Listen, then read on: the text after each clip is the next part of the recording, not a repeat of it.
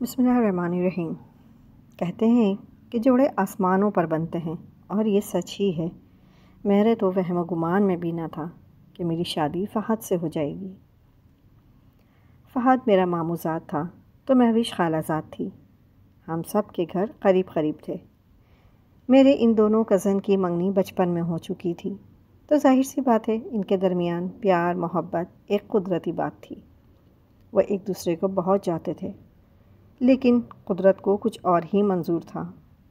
ہوا یوں کہ ایک ایسا واقعہ پیش آیا جس کی وجہ سے دونوں گھرانوں میں کسی غلط فہمی کی وجہ سے ناراضگی ہو گئی، یہاں تک کہ دونوں خاندانوں میں رنجش اتنی بڑھی کہ وہ ایک دوسرے کی جان کے دشمن ہو گئے۔ نتیجتاً ان کی منگنی ٹوٹ گئی۔ یہ تو خدا ہی جانتا ہے کہ فہد کے دل پر کیا بیتی، مگر مہوش کا حال سب سے برا تھا۔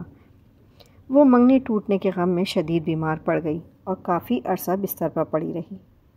ان دنوں میری امی میرے رشتے کے لیے بہت فکر مند تھیں اور میری شادی کسی خیر خاندان میں نہیں کرنا چاہتی تھیں، جبکہ اپنوں میں کوئی مناسب رشتہ موجود نہ تھا۔ جب فہد اور مہوش کی منگنی ختم ہو گئی تو امی کو خیال آیا کہ کیوں نہ اپنی بیٹی کا رشتہ اپنے بھتیجے فہد سے کر دوں، اس طرح بھائی سے رشتہ مضبوط ہو جائے گا۔ پھر اس خیال کے آتے ہی امی نے ماموں سے میرے رشتے کی بات کی۔ امی نے بیٹی کے لیے اپنی بہن کا بھی خیال نہ کیا کہ ان کے دل پر کیا گزرے گی۔ بہرحال جب امی نے ماموں سے بات کی، انہوں نے چند دن سوچنے کے بعد اس رشتے پر رضامندی ظاہر کر دی، جبکہ میں اس رشتے پر راضی نہیں تھی، کیونکہ فہد عمر میں مجھ سے 8 سال چھوٹا تھا۔ 8 سال بڑی بات ہونے کی وجہ سے میں نے کبھی اس کے متعلق ایسا سوچا بھی نہیں تھا، اگرچہ میں دبلی پتلی ہونے کی وجہ سے اس کی ہم عمر لگتی تھی۔ بیچارہ فہد یوں تو خاندانی معاملات میں بولنے کی طاقت نہیں رکھتا تھا، مگر اس معاملے میں اپنی امی کے آگے بول پڑا کہ ماریہ مجھ سے 8 سال بڑی ہے۔ اس پر ممانی نے کہا کہ نادان لڑکی بڑی ہے تو کیا ہوا، سگڑ ہے، اپنے خاندان سے ہے، دھیکی بھالی ہے، غیروں میں رشتہ کریں گے تو نہ جانے وہ لوگ کیسے ہوں گے، کیسے کیسے رنگ دکھائیں گے، ہم مشکل میں پڑ جائیں گے۔ ماں نے فہد کو سمجھا بجھا کر چپ کرا دیا۔ میں جانتی تھی کہ فہد بادل نخواستہ یہ شادی کر رہا ہے، مگر میں کیا کر سکتی تھی؟ میں بھی تو مجبور تھی، کچھ بول نہیں سکتی تھی، اور نہ ہی میری اس معاملے میں کوئی چلتی تھی۔ میں مہوش اور فہد کی گہری محبت سے بھی واقف تھی، مگر اس رشتے کے ٹوٹنے میں میرا کوئی دوش نہیں تھا۔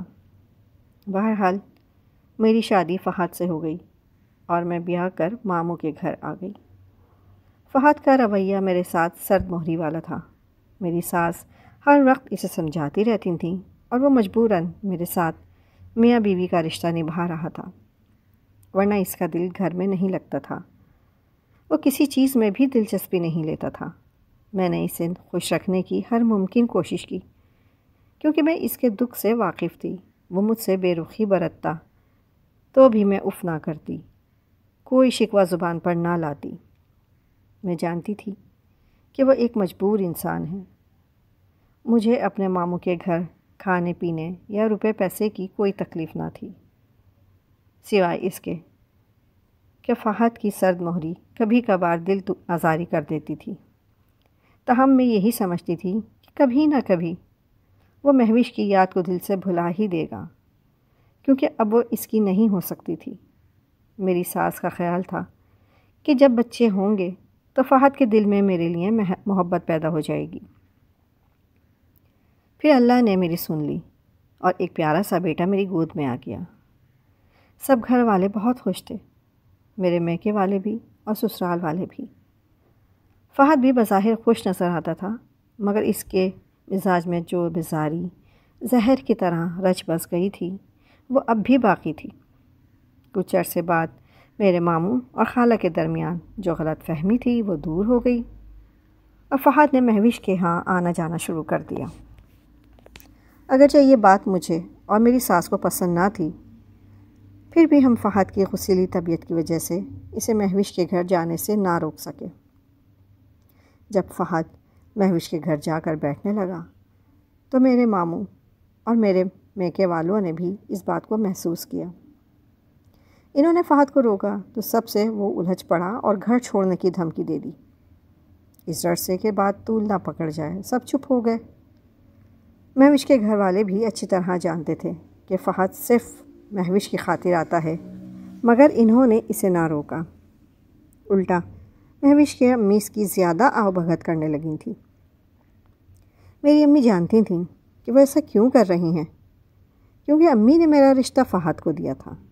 اب وہ انتقاماً اسے اپنے گھر بٹھائے رکھتی تھی، کیونکہ اس بات سے مجھے تکلیف ہوتی تھی۔ بھلا کون سی بیوی چاہے گی کہ اس کا شوہر اپنی سابقہ منگیتر اور محبوبہ کے گھر بیٹھا رہے؟ اب فہد کا رویہ مجھ سے مزید خراب ہو چکا تھا۔ اب وہ مجھ سے بات تک کرنا پسند نہیں کرتا تھا۔ اس وجہ سے میں اندر ہی اندر گھلتی جا رہی تھی۔ وہ آفس سے آ کر کھانا کھانے کے بعد آرام کرنے کے بجائے مہوش کے گھر چلا جاتا اور رات گئے اس وقت واپس آتا جب سب سو چکے ہوتے تھے۔ سبھی کو خبر ہو گئی تھی کہ فہد اور مہوش کا رومانس دوبارہ شروع ہو گیا ہے۔ امی نے جا کر خالہ سے شکایت کی، یہاں تک کہ میں نے خود مہوش کے والد سے فریاد کی، مگر انہوں نے ہماری کسی بات کو کوئی اہمیت نہ دی۔ ایسا لگتا تھا کہ سب کچھ سوچے سمجھے منصوبے کے تحت ہو رہا ہے۔ جب میں نے فہد سے کھل کر احتجاج کیا تو اس نے مجھ پر ہاتھ اٹھا لیا۔ بات بڑھ گئی اور امی مجھے آ کر اپنے گھر لے گئیں۔ جب معاملہ حد سے بڑھنے لگا تو میرے سسر صاحب کو مداخلت کرنا پڑی۔ انہوں نے میرے خالو سے کہا کہ یہ معاملہ اب یہیں ختم ہونا چاہیے۔ فہد کی شادی ہو چکی ہے اور قسمت کا یہی فیصلہ تھا، ہم اس فیصلے کو بدل نہیں سکتے، لہٰذا آپ اپنی بیٹی کو روکیں۔ اس پر خالو جان نے جواب دیا کہ آپ اپنے بیٹے کو خود روک لیجئے، ہم اسے اپنے گھر آنے سے کیسے منع کر سکتے ہیں؟ ظاہر ہے فہد کسی کی سننے والا نہ تھا۔ ہم اسے روکتے بھی تو وہ نہ رکتا، اور یہ بات بڑے خالو جانتے تھے۔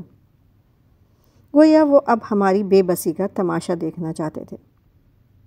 جب خاندان والوں نے حالات کو حد سے زیادہ بگڑتے دیکھا تو کچھ بزرگوں نے مداخلت کی۔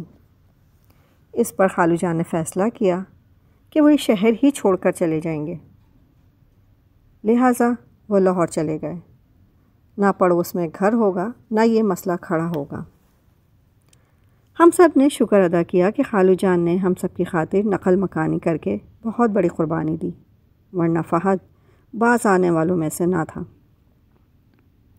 مہوش کے گھر والوں کو لاہور منتقل ہونے کے بعد کچھ عرصے تک تو میرا شوہر سخت مضطرب اور پریشان رہا۔ پھر اچانک ایک دن وہ گھر سے غائب ہو گیا۔ ایسا غائب ہوا کہ پورے 15 دن کوئی خبر نہ ملی کہ کہاں ہیں اور کس حال میں ہیں۔ سب کا یہی خیال تھا کہ ہو نہ ہو وہ لاہور چلا گیا ہوگا۔ میرے سسر صاحب لاہور گئے تو مہوش کے والد نے کہا کہ فہد یہاں نہیں آیا، اگر وہ آیا تو میں خود اسے ساتھ لے کر آپ کے گھر آ جاؤں گا۔ ایک ہفتے بعد خالو جان یعنی مہوش کے والد فہد کو لے کر آئے اور اسے ہمارے گھر چھوڑ کر واپس چلے گئے، مگر فہد نے اپنے والدین سے کوئی بات کی اور نہ ہی مجھ سے کلام کیا۔ جب میں نے اسے مجبور کیا تو اس نے صاف کہہ دیا کہ میں مہوش سے دوسری شادی کروں گا۔ وہ میری منگیتر تھی۔ والدین نے اپنے جھگڑوں میں مجھے کس بات کی سزا دی تھی جو میری محبت کو مجھ سے چھین لیا؟ مجھے اب کسی کی پرواہ نہیں۔ اگر تم میرے ساتھ نہیں رہنا چاہتی تو اپنے والدین کے ہاں جا سکتی ہو۔ اس کے بعد وہ چند دن بمشکل خود پر جبر کر سکا، پھر اطلاع دیے بغیر گھر سے چلا گیا۔ اس بار تو سسر نے بھی کہہ دیا کہ اب جو مرضی آئے وہ کرے، میں کب تک اس کے پیچھے بھاگ سکتا ہوں۔ فہد کے دل میں جو تھا اس نے وہی کیا۔ اس نے مہوش سے شادی کر لی۔ مہوش کے والدین نے بھی میرا کوئی خیال نہ کیا اور بخوشی اپنی بیٹی سوتن بنا کر بیاہ دی۔ انہیں اپنی بیٹی کی خوشی میری خوشیوں سے زیادہ عزیز تھی، اور بھلا کیوں نہ ہوتی؟ جب میری ماں نے سگی خالہ ہو کر اپنی بھانجی کا کوئی خیال نہ کیا تو وہ کیوں کرتے؟ اگر ہم بھی چند دن صبر کر لیتے تو ان کی صلح ہو ہی جاتی۔ امی نے بھی تو میری شادی کرنے میں جلد بازی کا مظاہرہ کیا تھا، ایسی جلد بازی کہ نصیب کے در کھلنے کے بجائے بند ہو گئے۔ فہد نے دوسری شادی کے 6 ماہ بعد مجھے طلاق بھجوا دی تاکہ میں اپنی نئی زندگی شروع کرنے کے لیے آزاد ہو جاؤں، مگر میں آزاد ہو کر بھی آزاد نہ ہو سکی اور دوسری شادی نہ کر سکی۔ اپنے بیٹے کی خاطر میں نے 12 برس گزار دیے۔ فہد اور مہوش بہت خوش اور مطمئن زندگی گزار رہے ہیں۔ اجڑی تو میں، جو نہ ادھر کی رہی نہ ادھر کی۔ شاید اس کی وجہ مہوش سے فہد کی محبت کے علاوہ یہ بھی تھی کہ میں اپنے شوہر سے 8 سال بڑی تھی، جس کی وجہ سے یہ شادی کامیاب نہیں ہوئی، اور لوگوں کا کہنا بھی یہی تھا کہ یہ بے جوڑ شادی تھی۔ اگر آپ کو میری کہانی پسند آئی ہو تو میرے چینل کو لائک اور سبسکرائب کر دیجیے گا۔ شکریہ۔